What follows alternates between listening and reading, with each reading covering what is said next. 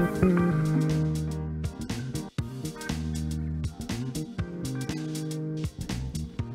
Back to सुबह की सोच। पहले हमने कुछ सोशल स्टोरीज के ऊपर बात की, उसके बाद सियासत के ऊपर। अब हम एक फलाई एसोसिएशन के ऊपर बात करेंगे। मिशल एसोसिएशन एक समाजी फलाह बहबूद की अंजुमन है।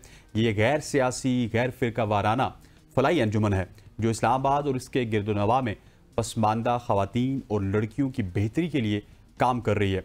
इसकी बुनियाद बेगम शाहिदा एजाज अजीम ने रखी थी। इस अंजुमन में तमाम अरकान ना सिर्फ रज़ाकाराना तौर पर काम करते हैं बल्कि खैरख्वाह मेंबरान अंजुमन के साथ हमेशा मौजूद रहते हैं और उर्दू अदब और पाकिस्तानी सकाफत से मुतालिक तकरीबात और दीगर फंक्शंस के ज़रिए फंड्स भी इकट्ठे करते हैं। बिल्कुल जी, ऐसे ही है। और ये मशल एसोसिएशन है क्या, ये काम कैसे करते हैं, अभी तक इन्होंने किया क्या, सब कुछ इसके बारे में जो भी तफसीलात हैं वो जानने के लिए हमें स्टूडियो में ज्वाइन किया जी एनी हाली जो कि डायरेक्टर कम्युनिकेशंस हैं इस ऑर्गेनाइजेशन की, और महगुल कुरैशी साहिबा हमें ज्वाइन कर रही हैं साथ ही, जो कि फाउंडिंग मेंबर है मशल एसोसिएशन की। दोनों को खुशामदीद कहते हैं। Welcome to the show. How are you? How are you? Very well, thank you. Okay, आपकी तरफ आते हैं। सबसे पहले ये बताएं कि मशल एसोसिएशन है क्या, हाउ डज इट वर्क, क्या क्या काम अभी तक हो चुके हैं हमारे नाज़रीन को, ताकि पता चले कि हम किससे बात कर रहे हैं अभी। आपने जैसा कि इंट्रो में बताया कि ये एक फलाही इदारा है और ख़ास तौर पे हम बच्चियों के लिए यहाँ पे काम कर रहे हैं, क्योंकि हमारे माशरे में अक्सर और स्पेशली चैलेंज जो तबका है उसमें बेटों के लिए तो पढ़ाई का फिर भी इंतज़ाम कर दिया जाता है, लेकिन बच्चियों को पढ़ाई के लिए कोई उनकी कोशिश नहीं होती है। तो हमारा इदारा ऐसा है जो उनको एम्पावरमेंट करने के लिए, उनकी तालीम के लिए, उनकी तरबियत के लिए, फिर उनके हुनर के लिए, और उसके अलावा तीसरी चीज़ उनको मेडिकल फैसिलिटी देने के लिए भी काम कर रहा है। तो एक तरह से बड़ा कॉम्प्रिहेंसिव इदारा है जो कि ये इन तीनों फील्ड्स में काम कर रहा है। और ये हमारी जो आपाएँ हैं वो आपको ज़्यादा तफसील बता सकेंगी कि हमारा एक्चुअली मोटो भी क्या है। बेगम महगुल कुरैशी साहिबा हमारे साथ मौजूद हैं। ख़वातीन हज़रात, क्योंकि डिस्कशन हमारी ऑफर भी हो रही थी, शी इज़ 91 ईयर ओल्ड और इस उम्र में भी फलाह बहबूद के काम करना, दैट्स क्वाइट अमेजिंग। सबसे पहले तो आपको खुशामदीद कहते हैं, आपसे मिलकर दिली खुशी हुई। एक तो आप सुपर फिट हैं और ऊपर से काम भी क्या कर रही है, कमाल। तो बताइएगा कुछ इस मिशल एसोसिएशन के हवाले से। देखिए, मशल एसोसिएशन जो है ना, इसकी बुनियाद तो शायद अजीम ने 1987 में रखी थी, फिर उसको 1988 में रजिस्टर्ड किया गया। तो ये बाकायदा एक रजिस्टर्ड एसोसिएशन है और इसका कॉन्स्टिट्यूशन है जिसमें इसके तमाम कवायद और ज़वाबित बहुत अच्छी तरह से लिखे गए हैं। हर तीसरे साल यहाँ पे इलेक्शन होता है और फिर कोई 15 मेंबर्स उसमें इलेक्ट होते हैं जो कि एग्जीक्यूटिव कमेटी के मेंबर होते हैं और वही सब फिर ये काम आगे चलाते हैं। हर साल ऑडिट होता है। तो कहने का मतलब ये है कि एक रजिस्टर्ड ऑडिटेड एनजीओ है। Very good. और जो गोशा मशल है ये हमारी बिल्डिंग का नाम है, हमारे कॉम्प्लेक्स का नाम है। ये हमको पहले तो हम जब हमने ये काम शुरू किया था तो जितने इस्लामाबाद के अतराफ़ में इनके गाँव में जाके काम करते थे। फिर हमें महसूस हो कि हमें अपना कोई सेंटर होना चाहिए, हमारा अदारा होना चाहिए। तो हमने फिर सीडीए में अप्लाई किया और उन्होंने हमें एक 2500 गज का प्लॉट, यहाँ एक गांव था पूना फ़कीरा, तो वहाँ पे अलॉट किया। वो 33 इयर्स की लीज पे जो अलॉट करते हैं, तो इस पे हमने अपना अदारा बनाना शुरू किया। ठीक हो तो अब माशाल्लाह हमारा अदारा बहुत अच्छा बन गया है और उसका नाम हमने गोशा मशल रखा था। Very nice, and that is a very nice name as well. अच्छा महगुल साहिबा, हमारे मुल्क की एक बड़ी आबादी, खास तौर पे ख्वातीन की, बच्चियों की, जो कि इस वक्त स्कूल से बाहर है, उनको एजुकेट नहीं किया जाता है। तो आप क्या समझती हैं कि हमारे मुल्क में जैसे मशल एसोसिएशन है, इस तरह की मजीद ऑर्गेनाइजेशन आनी चाहिए, या फिर हुकूमत को ही इनसे कोलैबोरेट करना चाहिए ऑर्गेनाइजेशन से, या फिर फेडरल गवर्नमेंट्स को हमारी जो है कोई ऐसे इकदाम लेने चाहिए कि वो हमारी सबकी सब बच्चियाँ स्कूल्स तक पहुँचे एटलीस्ट? देखिए, कौम को एजुकेट करना ये तो हुकूमत का काम होता है, लेकिन अब ये नहीं है कि हुकूमत ज़रा उसमें लैक्स है या लोग नहीं कर रहे हैं तो बाकी लोग ना करें। मैं तो समझती हूँ कि जितना जिससे हो सके वो करे। और यहाँ पे सबसे बड़ा प्रॉब्लम है जहाँ पे हुकूमत कर सकती है। अब ये कहते हैं ना कि सब बच्चों को पढ़ाएंगे, तो वही यहाँ प्रॉब्लम है कि पब्लिक ट्रांसपोर्ट नहीं है। अब बच्चियों को बहुत से गाँव में ख़ास तौर से बच्चियों को कैसे स्कूल भेजें? अब लड़कियों को यूँ तो नहीं भेज सकते, टैक्सी में भेजें तो किराया बहुत ज़्यादा है। वो लोग अफोर्ड नहीं कर सकते हैं। And safety still remains a problem. जी, आधे बच्चे तो इसलिए नहीं जाते हैं कि भाई ट्रांसपोर्ट नहीं है। अब हमारे यहाँ जो बच्ची आती हैं उनकी माएँ आमतौर से घरों में काम करती हैं जाके, कि खाना पकाना है, कपड़े धोना, ये करना है। अगर हम उन बच्चों को अपने वैन भेज के और वहाँ न बुलवाएं और उनको वापस उनके घर तक न पहुँचाएं, तो वो भी अपने माओं के साथ ये कर रही होंगी। वो तो स्कूल नहीं भेज सकती, उनके तो ट्रांसपोर्ट के किराए नहीं वो दे सकती हैं। तो सबसे पहले काम अगर उसको पढ़ाना है सब बच्चों को, तो बेहतर ट्रांसपोर्ट का इंतज़ाम करना, और ये हुकूमत कर सकती है।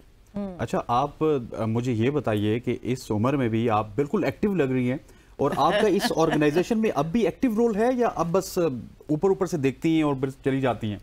नहीं नहीं, मैं तो मेरा तो माशाल्लाह दिमाग अच्छा काम करता है। वाह। देखिए, मैं वॉलंटियर सर्विस के बारे में आप इसीलिए मैं कहती हूँ कि हर शख्स को कुछ ना कुछ फलाही काम करना चाहिए। वो फलाही काम से लोगों को तो फायदा पहुँचता ही है, लेकिन आपकी सेहत पे वो उसका बड़ा अच्छा असर पड़ता है। मैं जो ये चल फिर रही हूँ और मेरा दिमाग भी काम कर रहा है और आंखें भी काम कर रही हैं, सब मैं एक्टिव हूँ, इससे हूँ कि मेरी एक पॉजिटिव सोच है। मैं हर वक्त है ना मशल के बारे में सोचती रहती हूँ। मेरे पास इतना वक्त नहीं होता कि मैं अपनी बीमारियों के और चीज़ों के बारे में सोचूं। तो मैं हमेशा कहती हूँ कि ये वॉलंटियर वर्क जो है और फलाही काम जो है वो लोगों को तो फ़ायदा पहुंचाता ही है, लेकिन वो आपके लिए भी बहुत अच्छा है, आपकी सेहत के लिए अच्छा है, आपको खुशी देता है, आपको सुकून पहुंचाता है। जब आप इंसानियत की खिदमत करते हैं किसी भी तरह से, तो आप इंसान होने का सबूत देते हैं और फिर आप एक अच्छा इंसान बन के रहते हैं, और शायद आपकी अपनी जिंदगी बहुत उसके लिए आसान हो जाती है। खुशी बहुत होती है ना। और ख़ास तौर से ये देखिए कि वो लोग जिनके लिए आप कर रहे होते हैं उनको नहीं मालूम कि उनके लिए ये कौन कर रहा है ये सब कुछ, और उनसे आपको कोई उम्मीद भी नहीं है कि इन रिटर्न वो आपके लिए कुछ करेंगे। तो उसमें एक बड़ी खुशी इंसान को महसूस होती है कि हमने किसी की, अगर आपने थोड़ी सी भी उसकी ज़िंदगी में आसानी पैदा कर दी, तो इससे बहुत सुकून मिलता है और बहुत खुशी मिलती है। बेशक ऐसी। अच्छा, एनी आपकी ऑर्गेनाइजेशन लड़कियों की एजुकेशन पे तो काम कर ही रही है, इसके अलावा उनको क्या क्या हुनर सिखाए जाते हैं? बिल्कुल, हुनर एक्चुअली सबसे इसलिए ज़रूरी है कि आपको माशी तौर पर वो इस्तेकाम पहुँचाती है। बिल्कुल। और हमारे पास राउंड द ईयर जो है एक डिपार्टमेंट है, हैंडीक्राफ्ट डिपार्टमेंट, जहाँ पे हम उनको दस्तकारी सिखाते हैं, सोइंग, कटिंग, निटिंग, एम्ब्रॉयडरी, और ये सारी चीज़ें लड़कियां जो हैं वो मुख्तलिफ कोर्सेज़ के ज़रिए सीख लेती हैं। जो 2 महीने का शॉर्ट कोर्स होता है, 6 महीने का कोर्स होता है, और 2 साल का डिप्लोमा है। और जब लड़कियां डिप्लोमा मुकम्मल कर लेती हैं तो सिलाई मशीन हम उनको तोहफे के तौर पे देते हैं, ताकि वो अपने घर में बैठ के सिलाई करें और अपने लिए एक रोज़गार उनका मौका मिल जाए। और फिर जो बच्चियां चीज़ें बनाती हैं, हम उनको मुख्तलिफ नुमाइश में और मीना बाज़ार में उनकी सेल भी करते हैं, और उससे फिर जो पैसे मिलते हैं वो फिर दोबारा वही सामान, कपड़ा, धागा, चीज़ें लेने में ख़र्च हो जाते हैं। तो इस तरह से ये पूरा डिपार्टमेंट जो एक सेल्फ सफिशेंट डिपार्टमेंट बन गया है, जो हमारा ये वोकेशनल सेंटर है।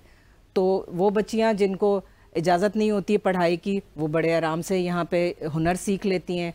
और गर्मियों की छुट्टियों में जो स्कूल की बच्चियां हैं, वो भी चूँकि राउंड द ईयर ये कोर्स चल रहा होता है, तो वो 2 महीने की छुट्टियों में भी हमारी ये दस्तकारी स्कूल को ज्वाइन करती हैं। तो इस तरह से ये बड़ा मुफीद इदारा है। Free of cost? Free of cost. थोड़ी सी हम नॉमिनल जो समर ब्रेक वगैरह में आते हैं सीखने के लिए, उनसे बहुत कम 400-500 रुपए, बहुत ही, क्योंकि हाँ ना होने के बराबर, इसलिए ताकि अगर उनसे पैसे थोड़े से भी हम इतना सा लेते हैं, वो भी सिर्फ उनके बिजली और चीजें उसी में खर्च हो जाता है, क्योंकि फिर उनको लगता है कि वो कोई वेलफेयर पे, और उनको लगता है कि हाँ हमने कोई चीज सीखी है जो कि हमने अपने बलबूते पे सीखी है। अच्छा, अभी आपके पास कितने स्टूडेंट्स एनरोल्ड हैं? एक्चुअली ये मैंने आपको बताया ना, क्योंकि हमारे कोई 24-25 तो फिलहाल अभी हैं जो सिलाई सीख रही हैं। सिलाई की मैं इदारे की बात कर रही हूँ। उसी में हमारे 3 कमरे हैं, टीचर्स हैं, सिलाई मशीनें हमारे पास, ज़ाहिर है सब किस्म की सिलाई मशीनें। तो उसमें ये होता है कि मौसम के हिसाब से कह लें कि एकदम से बच्चियां बहुत ज़्यादा हो जाती हैं, कभी कभी हमें 3 कमरों में बिठाना पड़ता है। और जो डिप्लोमा कोर्स है उसकी एक स्टडी है जो क्लास चल रही होती है, लेकिन ये हम बिल्कुल हर एक को वेलकम करते हैं कि जिस कोर्स में वो हिस्सा लेना चाहें वो वहाँ आके हमसे सीखें। अच्छा मैम, जब आपको हमने बुलाया तो मैंने आपकी वेबसाइट को विजिट किया, तो वहाँ पे स्पेसिफिकली जिक्र था कि आपकी जितनी भी सर्विसेज हैं या आपका जो काम है वो इस्लामाबाद के हवाले से है। तो मुझे ये बताइएगा कि और सूबों के जो लड़के हैं, लड़कियां हैं, उनके हवाले से भी कभी आपने सोचा या वहां पे जाके वर्क किया? कहाँ पे? मतलब डिफरेंट जो प्रोविंसेस हैं वहां पे भी आपने इस काम को कभी किया प्रैक्टिकली? डिफरेंट प्रोविंसेस में तो मुश्किल है ना यहाँ के लिए जान। देखिए हम लोगों ने जब ये काम शुरू किया था, इस्लामाबाद ज़रा बहुत छोटी जगह थी, आज से 35-40 साल पहले, और यहाँ पे बहुत से गांव थे, तो यहीं के मसाइल बहुत थे। और फिर यूं जाना बिल्कुल ही ये ख़वातीन की एसोसिएशन है, अब वहाँ पे जाके तो वो नहीं कर सकते ना। तो हमने पहले अब ये शुरू किया यहाँ पे, और बहुत सारे जितने 8-9 गांव हैं जिनको हम केटर करते हैं, जहाँ से ये लड़कियाँ आती हैं हमारी यहाँ। तो अभी तक तो हम अपनी बिल्डिंग बनाते रहे। देखिए ना, इतने ज़्यादा पैसे तो हमारे पास होते नहीं थे। आहिस्ता आहिस्ता जब थोड़े से पैसे हो गए, अब माशाल्लाह हमारी इतनी बड़ी 2 मंजिला बिल्डिंग बन गई है। अब बिल्डिंग बनी है तो उसके अंदर फिर स्कूल कायम हुआ है, ऊपर की मंजिल पे स्कूल है। नर्सरी क्लास से लेके 12 जमात तक हमारा स्कूल है।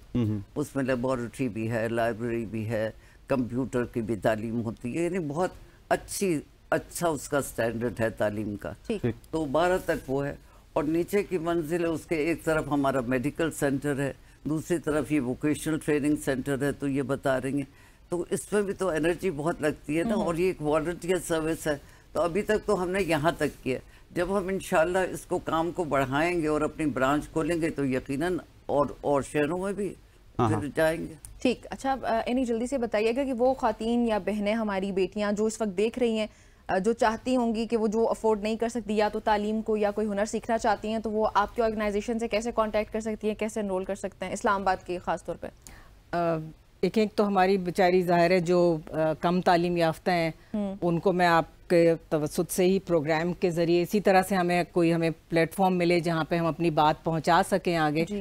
और हम जो बाज़ार करते हैं, जहाँ पे लोग आते हैं, हमारे पैम्फलेट्स होते हैं, यही हमारे पास तरीका है। आप लोग हमारी आवाज़ है, और जी वेबसाइट मैंने यहाँ पे मेंशन की हुई है, ठीक है, तो आप फ्लैश कर दीजिएगा। ठीक हो गया, वो फ्लैश हो इस तरीके से जो है वो हम उन तक बाजार किस जगह पे होता है? बाजार ज़ाहिर है हम जो हमें इनवाइट करता है हम वहाँ पे ले जा सकते हैं, और हम अपने इदारे में भी करते हैं। मैं ये जो है अभी थोड़ा सा लगवा देता हूँ। अच्छा, आप आई हुई हैं, जब तक ये हम लगवाते हैं मुझे ये बताइए कि बहुत कम लोग ऐसे मिलते हैं जिन्होंने पाकिस्तान बनता देखा है। आपने पाकिस्तान बनता भी देखा और अब पाकिस्तान जहाँ पे पहुँचा है, तो इस सारे प्रोसेस में आपको क्या कुछ कमी महसूस हुई, क्या पॉजिटिविटी थी, क्या नेगेटिविटी अब हो गई है, या बहुत अच्छा महसूस होता है?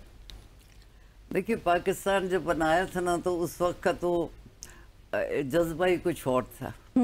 तो हम लोगों ने तो अंग्रेज़ों की भी गुलामी देखी है, हम तो अंग्रेज़ों की गुलामी के ज़माने में पैदा हुए थे। फिर उसके बाद मूवमेंट देखा, पाकिस्तान मूवमेंट हुआ, और जब पाकिस्तान बना तो बहुत खुश हुए।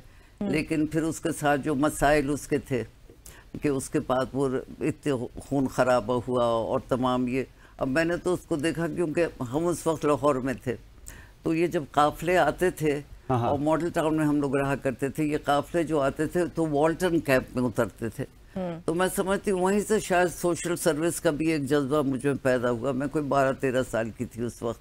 तो हमारी माएँ सब वहाँ पे जाती थी, और जो भी उनके पास था न खाना पकवा के या घर से कपड़े लेके जो भी ले गए, तो वहाँ पे जो हालत देखी ने, एक बहुत ही खौफनाक हालत थी। यानी ऐसे थे। देखिए, जब वो लोग आ रहे थे, कुएं में उन्होंने जहर भी डाला गया, लोगों को मारा भी गया। ऐसा होता था कि एक बच्चा सुबह मरता था, एक दोपहर को मरता था, एक शाम को मरता था। यहाँ तक हो गया था कि फिर कफन के नहीं वहाँ पे था दस्तयाब पाकिस्तान में। हम लोगों ने घरों की चादरें सब दे दी थी। जब चादरें ख़त्म हो गई तो पर्दे निकाल के, उस ज़माने में कॉटन के पर्दे हुआ करते थे, कॉटन के पर्दे तक दे दिए थे। ये हालत थी। लेकिन फिर मैं समझती हूँ कि पाकिस्तान ने उनको संभालना बहुत अच्छी तरह से संभाला। कोई आसान नहीं था, बहुत बड़ा प्रॉब्लम था वो। कोई इंडस्ट्री नहीं थी पाकिस्तान में, सारी इंडस्ट्री तो उधर थी, अमृतसर में थी, यहाँ तो कुछ नहीं। तो पहली दफ़ा जब लट्ठा बना है पाकिस्तान में, मुझे याद है मेरी वालदा एक थान कोरे लट्ठे का लाई और बहुत खुश कि ये देखो पाकिस्तान में बना। क्या बात, माशाल्लाह। तो फिर आहिस्ता आहिस्ता तरक्की हुई। अब हम ये तो नहीं कह सकते, देखिए हम लोग एज अ नेशन अपने मुल्क की बहुत बुराई करते हैं, जो कि अच्छी बात नहीं है। मैंने कहीं, मेरे यहाँ फॉरेन सर्विस में थे, हम लोग बहुत अरसे बाहर रहे, मैंने किसी कौम को इतना बुरा अपने बारे में कहते हुए नहीं सुना।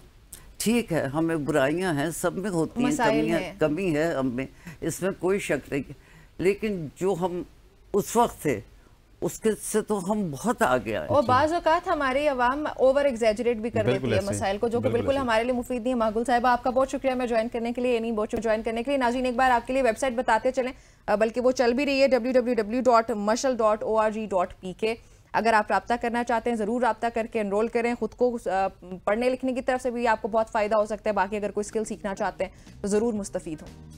ओके जी, यहाँ पर वक्त हुआ चाहता है एक शॉर्ट सी कमर्शियल ब्रेक का, ब्रेक लेते हैं, वापस आते हैं, स्टे विद अस।